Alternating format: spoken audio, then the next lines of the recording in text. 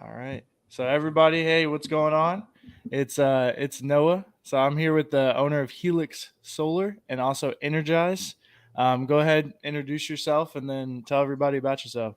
Yeah, rock on. Hey guys, my name is Ryan Flynn. I am the founder and CEO of Helix Sun. They are a residential and commercial solar company, and then Energize, which is a sustainability development firm. Basically where I come into play is that I'm trying to, build a better future for future generations to come into that lower carbon economy and have a lot of fun doing it. And Hmm. so that's kind of where we're hoping to build this ecosystem per se of changing the landscape around us, but making an impact with those that are that we're bringing along the way. So it's an exciting time in the in our space and in the industries that we deal with. So I'm excited to be on the podcast. And on top of that, quick shout out to Noah, happy birthday! I So appreciate it, want to Ryan. make sure we got that out there as well. Yeah, I appreciate it, Ryan. I appreciate it. So first of all, like, how did you really get into did Helix come first or did Energize come first? First of all, So Helix came first. okay. So I've been in the solar industry for about 7 years. Hmm. Kind of prior to that, where the solar thing kind of came into play. So my girlfriend at the time, who is now my wife and mother of my Hmm. kids, we were in Baton Rouge, Louisiana, and I was in the industrial development space. And for me, I was in dealing with airborne allergens and hospitals and chemical plants and stuff like that. And so for me, it was, hey, I was making a pretty decent living, but there was never that, fill up my cup per se kind of moment. And so as I was kind of talking with, my wife now, it's like, hey, I want to be in a position or in an industry that kind of doesn't have a ceiling, but can kind of test me. And so it was perfect timing. My parents had moved from Chicago down to Austin, and so I said, you know what, that's a really great place to look. And so just kind of looking online of what opportunities were out there, and solar kind of popped into play. And so in the back of Hmm. my mind, it was, well, if the sun's not there, it's no longer our problem. But if I can be in an industry of utilizing a something such as the sun, free power, and that sounds like something I kind of grow within. And I was a college athlete, and so finding a way to compete, always being in a competitive type of mentality, was something that was going to push me. And so I took a leap of faith, moved from Baton Rouge to Austin to start my solar journey, and immediately fell in love with it. I can also say I had a lot of immediate success, and so that also kind of adds to Yeah. what's going to drive you. And so from that point, I worked myself up from being a sales rep to being promoted to run the Houston office. So the family got to move to Houston, which is where we're from. That's where I'm at right now. And then really learn the inner workings of what the solar industry was. I can say at the time I was working for the fastest growing solar company in the nation. So there was a lot of really big, exciting things that were happening. I learned a lot of amazing things. I also learned a lot of ways about how to not do certain things per se. That's kind of propelled me to where I am. But it's always been that kind of competitive nature within me to I wanted to kind of push the boundaries, push the envelope, and see really how far I can take it. And I can say I've been extremely fortunate and lucky enough to be surrounded by a lot of really great people in this space. And Hmm. so that's really what has propelled me to, founding and starting Helix, was that there's a lot, and I mean a lot, of snakes and scams in the solar Yeah. industry. I'll be the first and foremost person to tell you that. And it was at that point that I was able to see, a lot of people looked at this industry as, hey, it's extremely lucrative. There's a lot of money that can be made. But at the end of the day, you're just taking advantage of a lot of other people if you didn't have the right integrity. And Hmm. so after going through, I'd say, scenario after scenario of, that's just my moral compass is spinning around and around and around. I don't want to do that anymore. And it's at that point I kind of took a step out and said, you know what, if I'm going to do this the way that I want to, I want to be the person that's kind of at the front of the line going, hey, here's how it's going to be, and be able to stand behind that. And so that's kind of where we've been able to hit this, the beautiful thing that we call the solar coaster, is that, you Yeah. have those moments of, hey, I'm at the highest of high, nothing can go wrong. And then the very next second, sales reps can't close a book, Yeah. or, energy rates change, regulations change, whatever it may be. And so it really, I always say it, I always default back to my team. And that's why I think I've been so lucky in this space, is that, Helix is built on an amazing team with a lot of great people behind me. And then that's also what's propelled me into founding Energize actually at the beginning of this year. There was another piece of the ecosystem that I wanted to truly be a part of. The solar aspect is huge, but So decarbonization, right? Like all exactly, that. yeah. Okay. Exactly. And so with us at Energize, our goal is more of the sustainability development. And so, taking what these companies, schools, municipalities that are out there and go, hey guys, without changing your current process, how can we find a way to have a massive cash flow transition without, someone just going by and saying, hey, Noah, here's a couple $1 million, take with it and do what you want. A lot of people go, well, Ryan, I'm not really on the big ESG or the sustainability side. I don't believe it. I don't trust it. Well, that's also why we kind of love that, is the educational aspect. I believe our space, you don't have to truly sell if you know what it is you're talking about. So here in Houston, we're the energy capital of the world. So trying to go against all of the oil and gas companies that are here, it's not 110%. I can't tell you how many people, this is oil and gas country. It's like, well, that's again why renewable sustainability needs to be, synonymous and work together with oil and gas. And we kind of hope to be the bridge that we can bring to the table, is that we're always going to need oil and gas. I don't know if anyone that's watching this have kind of looked through the list of all the things that we have in our household that's made from oil and gas products. We kind of need it. We're going to be completely flipped on our head. But at the end of the day, having a more sustainable approach, and at the end of the day, when it comes to the business owners, is that if you can decarbonize your process through sustainable solutions, you can improve cash flow drastically. We always say we're turning an OPEX into a CAPEX, but at the end of the day, our mission at Energize is building a sustainable legacy for generations to come. And I want to make sure that I can leave this planet better for, my daughters and their kids after. And so, whether it is a small blip that we're able to make on the Richter scale of a change or a transition, we want to know that we're at least making an impact to the people that we surround ourselves with. And that's why, again, building our ecosystem has been so extremely important to me. But again, that's kind of a little bit of the background of where Helix Sun came into play, and then how we have, now transitioned into opening Energize, and then looking to continue to push the button from there and see how far we can truly take it and how big of an impact we can make, across our communities and across the nation. I like that. So like, when kind of going back to like the athlete part, why do you think so many, because I've interviewed a lot of business owners now, and a lot of them were previously athletes. Even my partner that I'm like, in business with right now, he was an athlete as well. And I was an athlete. So why do you think that is? Honestly, I have asked myself that question so much, because again, I love the recruiting aspect of this as well. But I think it just kind of comes down to looking and finding that home to be a member of a true team. But also pairing that with, do you truly have that internal fire that you're not going to allow somebody else to put out? I always joke with people is that, when it comes to solar, when it comes to sales alone, at the end of the day, that is competition. And it's at the end of the day, do you want to be, you can be on the team, you can get all the really cool swag and all the really cool stuff, but do you want to be on the cover of the magazine, or do you want to be just a part of the roster? And that's kind of where, as we go through, the recruiting aspect and finding high octane individuals that, for me, like I'm surrounded with athletes. And it's not just because, hey, those are the only people we look for, but we kind of know what the motivation, what the drive is behind them. Funniest part is that one of my VPs for Energize was actually a former coach of mine. And Really? so, yeah. And so it's finding those like-minded people that look through the same lens as you, but they know how to push your buttons and you know how to push theirs. And so I think, athletes are great people to look at, specifically in the sales mentality, because again, it's at the end of the day, you got to eat what you kill, and you can't just sit back going, hey, why not me? You got to go out there and, blood, sweat, and tears, put it on the line. And so that's kind of where I see the business owner transition from former athletes, is that's kind of already been ingrained in us, as we were growing up. And as you continue to scale, for me specifically, I was a baseball player. And to be a Division I baseball player, there's only 1% of high school athletes that kind of get to that point.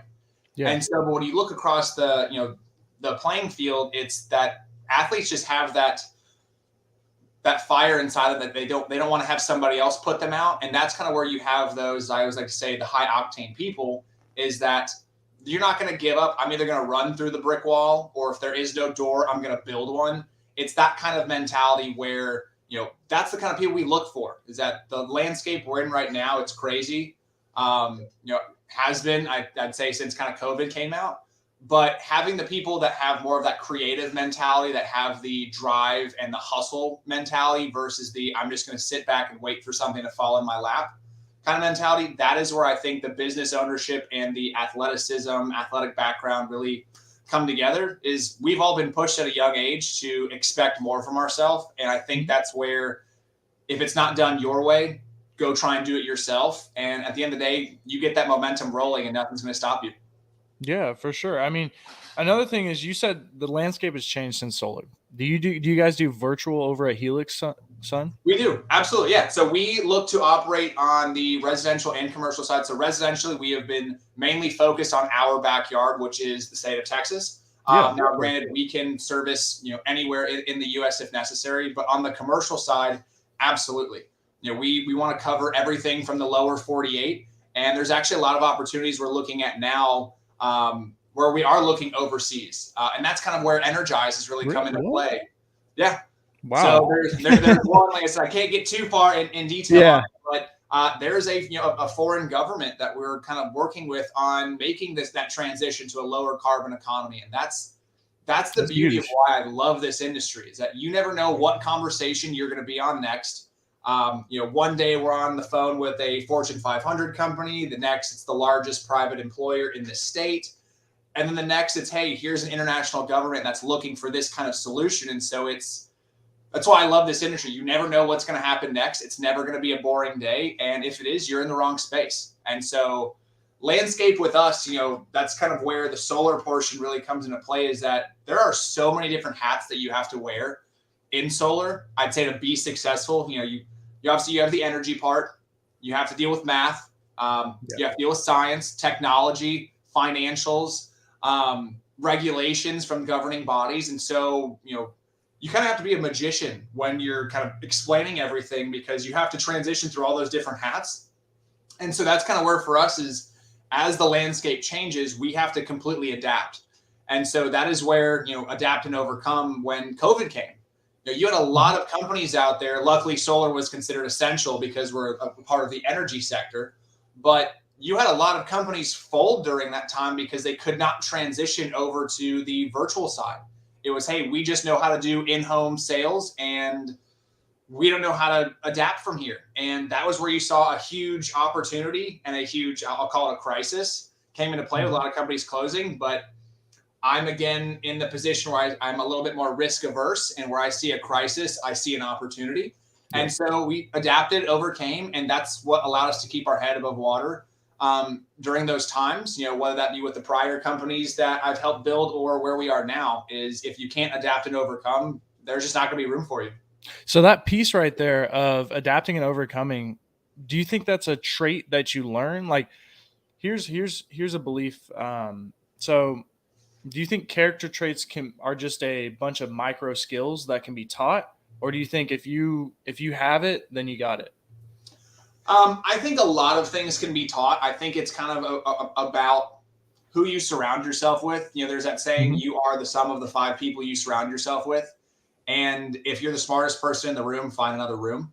And I think that's kind of where, I was very lucky, listening to my dad growing up, who's been in international sales, on my way to baseball tournaments. I'd listen to him at, 7 a.m, being on the phone with Malaysia or somebody else going, all right, that's what it takes. Like, okay, so you have to sound like this and you got to act like this.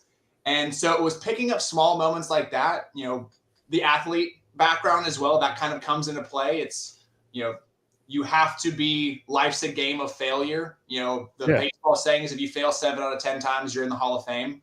You need to be okay with losing, but for me, it's been more about kind of the failing forward aspect. So I think a lot of the traits can be learned, but Mhm. at the end of the day, I also believe that when it comes to sales specifically, this is where I'm going to have kind of a double-edged sword on it, is that you have Yeah. people that you can just kind of meet that become way too analytical as they get into the process, and you realize you can't be told no. It kind of breaks your barriers down. You can't overcome objection. You get uncomfortable, and it's at the end of the day, not everybody is built to be a salesperson. But if you look at what the definition of sales is, it's a transfer of energy from one to another. And Yep. so that's kind of where you find those people that have that personality, that have Mhm. that, I'll go build a door if there isn't one. And, I'm the one person I can always joke from everybody that's on my team is that if, I could sit there and probably talk to myself in the mirror for hours. And Yeah. I love what I do. But Yeah. for me, I live on the saying that what you do, what you choose to do on your day to day, Yeah. if you don't like that, that's considered stress, but you're Yeah. still choosing to do it. If you love what you do, that's considered passion. And I hope that I have passion oozing out of me every day when I'm talking about the things that I love, whether that be my family or my work. Mhm. Because at the end of the day, this is the path that I chose. This is the path that I'm carving out in my own way. And so that is kind of where, again, the traits I believe are learned are when you're putting yourself kind of through these, solar coaster type moments. When everyone's at the top of the mountain, it's the easiest, but Mhm. it's the climb, it's the journey to the destination that's worth having. And that's where I believe those traits are learned, is can you continue to push through the path and not give up? Because if so, that's where you learn that new trait of, I didn't think I was this strong, I didn't think I could do that, old me couldn't do that. So that's Yeah. where you have the double-edged sword, I believe. Yeah, because it's almost like I feel like there has to be a base, but everything from that base you can build on. So all those Absolutely. traits can be learned, but you still need to have that base because, like you said with your dad, taking those international sales calls, even people, a lot of people that I've interviewed, I think this is episode like 25, 26, is they have had somebody in their family. They've had somebody who's there, who's an entrepreneur or in sales, something like that, um, every single time. Because what is it? Parents like that teach their kids high leverage activities instead of low leverage activities. Absolutely. I So mean, whether it's finding a mentor that's going to push you, or like I said, surrounding yourself with those that I look for titans of industry that I want to yeah, surround myself with, because there's only one thing that's going to happen. You're going to be forced to level up. yeah, There's conversations of, hey, if I want to make $100,000 in a year, go sit around people that actively do that, and that $100,000 goal, that's not your goal anymore. It's how do I kind of push that? But you can also take the other fork in the road and sit there and go, hey, this is kind of what, this is the easy route. I yeah, don't have to apply myself. And that's where, again, I think that baseline really comes into play, is that I am the sum of everything that surrounds me. Do I want more for myself, or do I want to take the comfortable route? And for me, I would much rather take the path less traveled, because it's at that route that I can, put myself through the mud so I can put my toes in the sand eventually. And that's kind of my whole goal. That's something that's a saying that I've lived on. Is I at the haven't end of the heard day, that before. That's a good one. okay, I need to get that trademark. But at the end of the day, it's nothing's going to be handed to you. Yeah, And so you have to work through the mud to put your toes in the sand. And that's the beauty of it, because you don't know success unless you know failure. And if you can fail forward and not see it as a loss, but as a learning opportunity, your eyes are wide open. The lens that you look through is unlike anything else. And that's what's eventually going to push you to that next step where you've carved your own path. You are that one person in the family that everybody's looking like, hey, Noah, you've got that thing that I want. How'd you do it? Surround yourself with me. Let's have more like-minded conversations, and you'll begin to adapt how they think. And that's really kind of how I've learned and how I've grown. so just surrounding yourself with the right people. Then you gotta want it.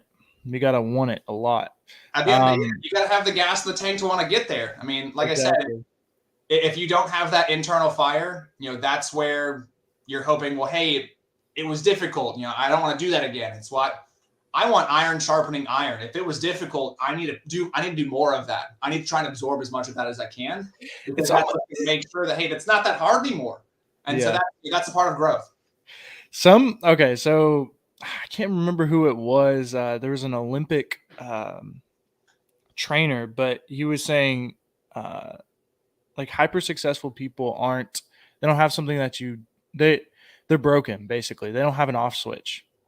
So like it's not even some of these things, like the most traits of like this top, like the very successful people are like crippling insecurity, massive ego, and the third one is impulse control. So the first two, modern society says those are bad. Like that Exactly. crippling insecurity and that big ego. Now the third one, impulse control, we can all agree that that's Of pretty course.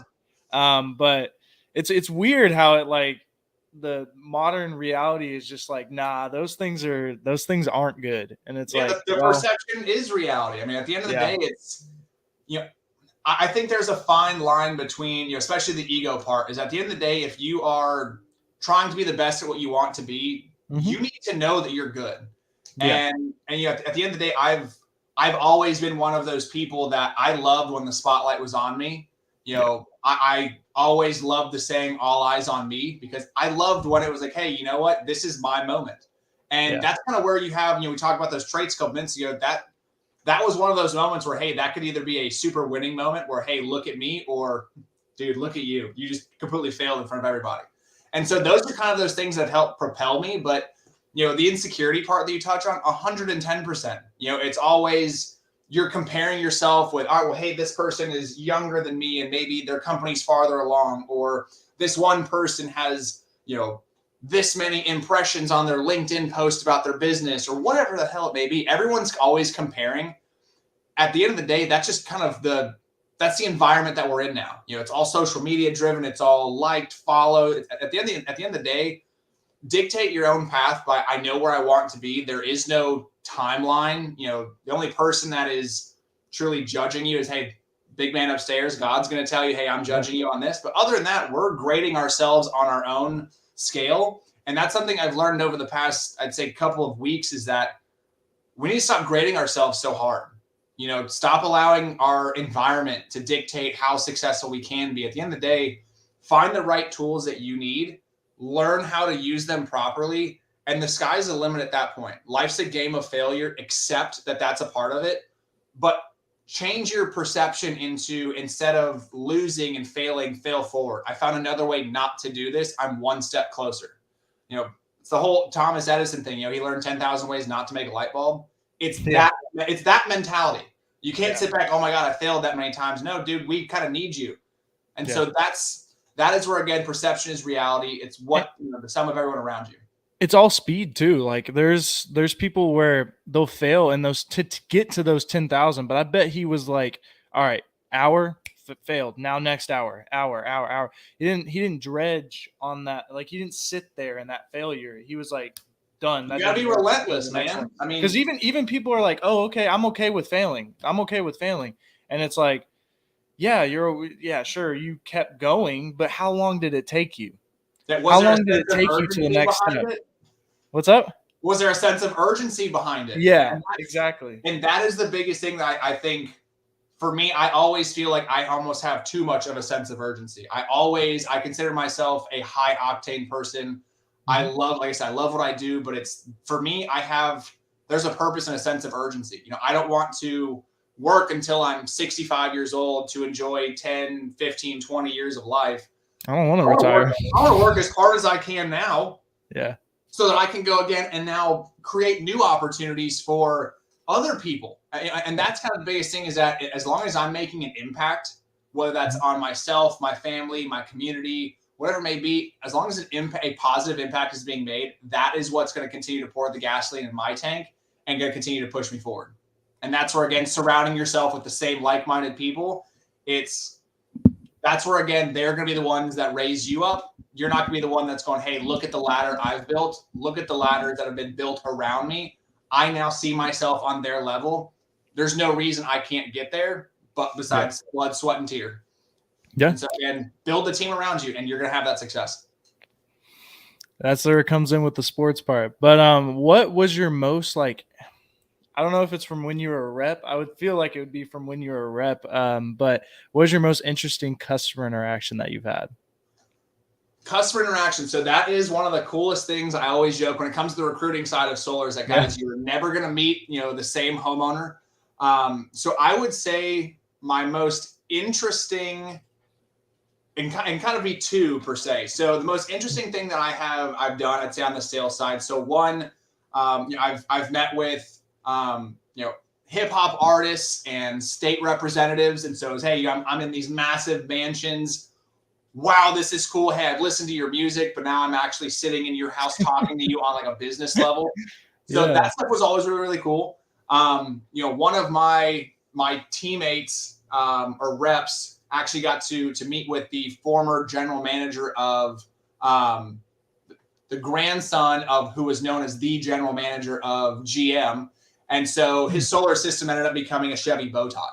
And so it's like, hey, the synonymous stuff like that. Hey, that's really, really cool. But I would say the craziest one that I have been a part of is being here in Texas. Hey, you're going out to some property and being met at the gate or at the door with a shotgun in hand going, hey, who are you?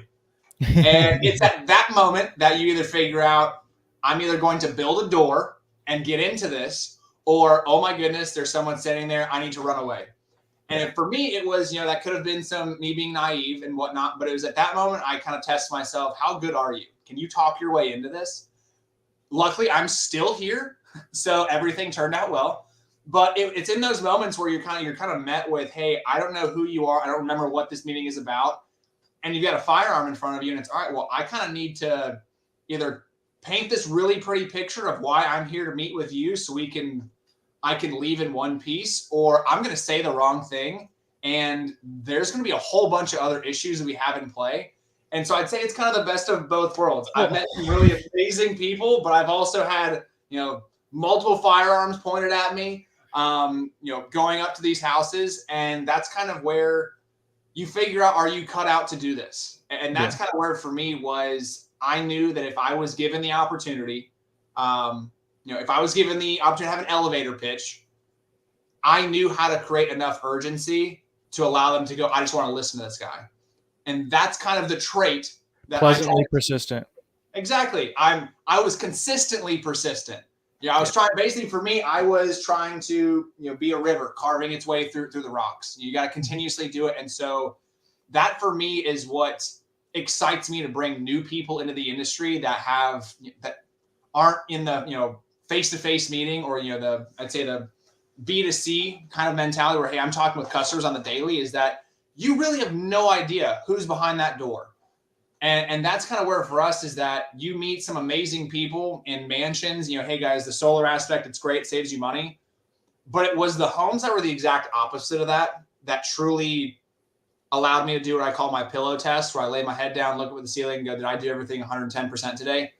When you meet some of those families and with the solar transition, you actually do save them a ton of money and they break down at the table crying because of, hey, now I'm going to have more money for my family. Yeah. Those are those moments where like, hey, internally it's like, hey, yes, I sold a deal, but it's that humility part that really comes out and you go, Ryan, something so small as, saving them $50 or $100 a month on their electric bill, what that can actually do for their family. Is that more food on the table? Is that medicine to, take care of them, whatever it may be? And I would be lying to you through my teeth if I told you there were a couple of times I went after one of those meetings in my truck and didn't have a tear come out of my eye because it was like, oh my God, that was life hitting you in the face. And so I kind of call those your punched in the chest moments of, that is why I know I'm in the right line of work, because it meant more to me that they were going to be able to take care of their family just a little bit better, not because of anything I did, but because they were educated on how to properly do something versus being sold something and being taken advantage of.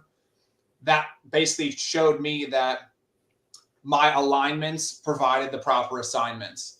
And that's something that I truly live by, is that everyone's alignments will provide their proper assignments. And so it's about, who do you align yourself with? What kind of mentality do you have? And if all of those align, things are going to seem like they're going to fall in your lap. It's not going to be like you're out there hunting for it. It's just, man, this is too good to be true. What happened? It's from something you did a while ago, that you aligned yourself in the right space with the right people.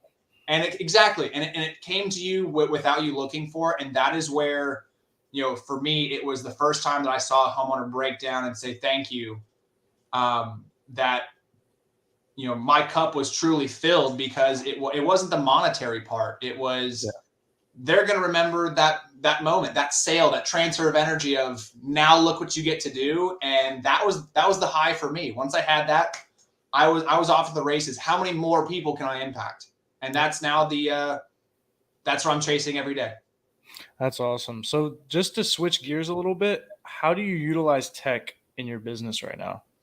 So that we talked about the changing landscape and everything. I mean, with the tech that's coming out these days, it's amazing. So, we have one with obviously the technology that we use, being a solar company and then sustainability development. There's a lot of amazing tech that we use, from our solar panels and our microinverters to the monitoring systems that we have, all the way to the more of the efficiency side. We have an amazing piece of technology from my business partner with Energize, where we get to actually use AI, hardware and software that utilizes AI, that does more of a energy reduction type of technology, to now dealing with the new types of flex fuels that are out there. With our CHP, or cooling, heating, power systems, where we're using flex fuel.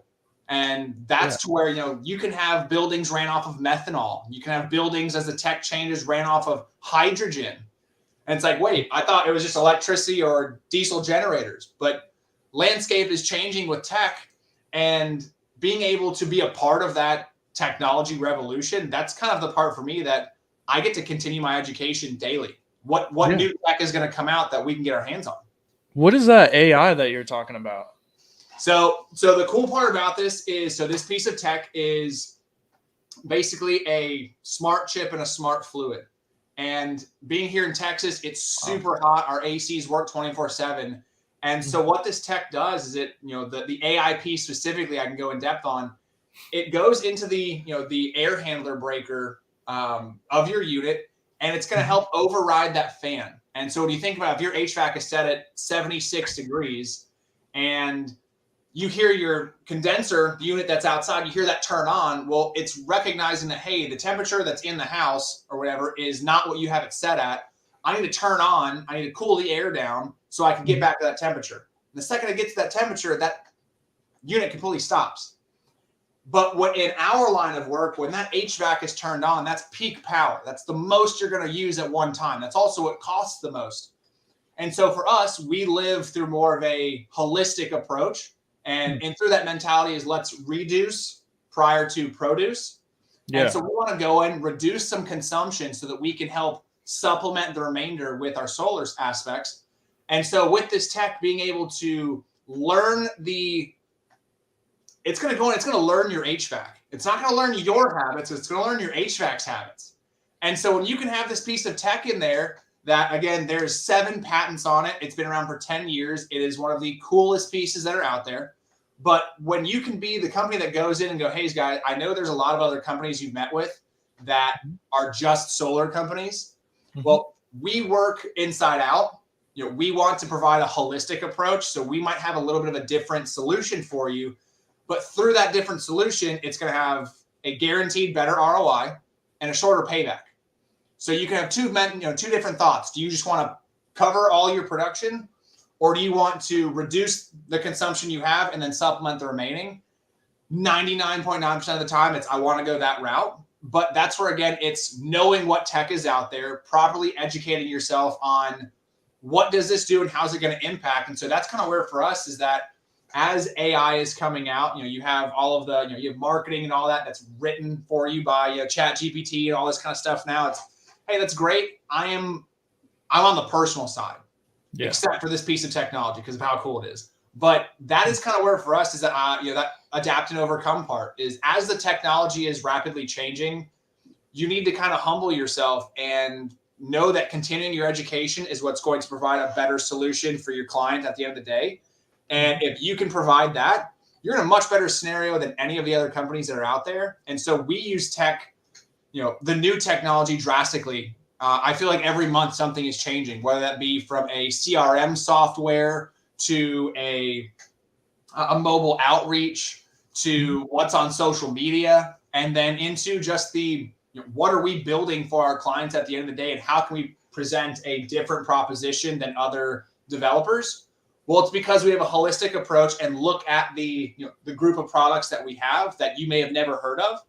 And it's at that point where they go, you guys are on the cutting edge of what's out there, because at the end of the day, we can do everything like every other company and take the exact same timeline to make the exact same amount of money. Or we can go against the grain, make a little bit of extra noise, and provide something very differently through a different lens that people go, yeah, I have somebody else I want you to talk with. And now you're in a room with much bigger, smarter people than you going, I didn't think I'd be talking to you, where I am now. And that's again why being that kind of naive, that fail forward, that I want to be on the forefront of, hey, all eyes on me, all of that stuff kind of jammed together is be willing to take the risk, educate yourself, and surround yourself with that team. And you're going to be presented with not only amazing opportunities to help bring new tech to life, but, also be able to make the impact. Like I said, that's one of our big buzzwords we talked about, make a bigger impact than other companies. At the end of the day, if I can make more of an impact than my competitors, I don't need to sell a single thing the rest of my time here. I just need to make sure that I can take care of my clients and they can see the true benefits from there. No refer. Exactly. Let's sit back and have fun and let them do the talking for us. Word of mouth. So we're getting close on time. I want to ask you one more question before we sign off. What would you suggest to a young entrepreneur or young salesperson when they're first starting out? What would you suggest? I would say a lot of people immediately go to the mentor aspect, whereas for me, I call it having a mirror conversation, and truly sit there and talk to yourself in the mirror and figure out what I do the same thing. That's interesting. Sorry to cut you off, but that's like very like talking to yourself. Like for years, and I heard actually Albert Einstein used to do the same thing, is where he would go on walks and just straight up talk to himself. And it's kind of weird when you say it out loud, but that is something I've done for a long time. You're kind of the same way? No, I mean, I kid you not, if we could pull recordings from my Ring cameras in my backyard, there's days where I'm walking in my pool. Yeah. I look like I'm talking to nobody, but I'm getting things out that I need to, because I can keep everything in my head, but I'm not actively pursuing it. It's just, all right, yeah, check box, check, yeah. But when you say it and you bring that to life, now you're in a whole different ballgame. And so that is where talking to myself, talking to a mirror, recording myself, that was where at the end of the day, no one is going to judge you harder than you're going to judge yourself. Yep. At the end of the day, that's how it is. And at the end of the day, the only person that's actually going to beat you is the person in the mirror. It's not your landscape. It's not the environment. It's not whatever other excuse you can pull out.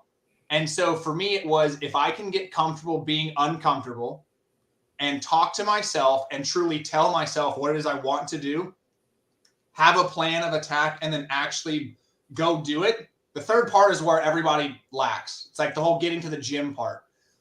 Getting your ass off the couch is difficult. When you're in the gym, it's full steam ahead, but you have to get yourself there first. And so for me, I would always say, ask yourself, is this really what you want to do? And if that's the case, commit to it. My mirror has so many notes written on it, whether it's a saying, whether it's a goal I'm trying to accomplish, because at the end of the day, when I'm looking in the mirror, the only person that's going to beat me is staring right back at me. And I'm reaffirming all the things that I'm wanting to do. And so that's for me. If you're a young entrepreneur and you're trying to get into whatever spaces that you want, know that it's a game of failure. Accept that before you even start. But at the end of the day, just don't give up on yourself, because that is where, at the end of the day, if you're questioning your abilities, it's going to make it a lot easier for the environment around you to start crushing you. And so that is my first recommendation to everybody, is to have that look and that talk in the mirror and tell yourself, is this really what I want to commit to? And if that's the case, give yourself 110% and don't stop, because it's at that point that when you push through, you're going to find the mentor that's going to go, hey, no, I see what you're doing. I see, the trials, the tribulations, the successes, the failures. Here's where I think I can help you. And that's kind of where I've gone through in my life, is that I wanted to get my foot in the door first to figure out, hey, what can I do?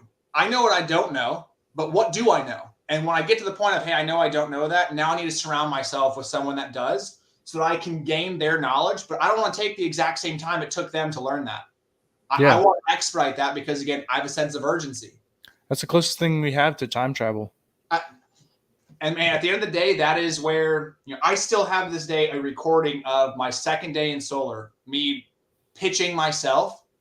And every day I go back when I feel like, hey, I just got off this amazing meeting where we're talking about a $20 million project, or hey, this is a $300 million project.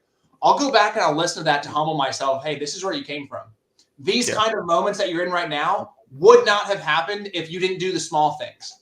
And so that's kind of where, at the end of the day, my biggest recommendation is bet on yourself, but have that conversation with yourself and be vulnerable. Be comfortable being uncomfortable. And if you can beat yourself in the mirror, knowing I'm going to win, not you. Entrepreneurship, it's a bunch of wins and losses thrown together. And at the end of the day, failure is what allows us to enjoy success, but you can't enjoy success if you don't have failure. So they come in synonymously. Enjoy the ride. It's not about the final destination. It's about the journey of where you're going and falling forward to get to that next step. That's what for me is going to continue to motivate me, and hopefully the people that I surround myself with. We look for that next step of failure because that means we're that much closer to success. Yeah. Well, other than that, that was owner of Helix, Ryan Flynn. That was awesome. We'll go ahead and end it on that. Everybody, I'll see you guys in the next episode. I'm going to have all of his information in the description below. All right. Appreciate it, guys.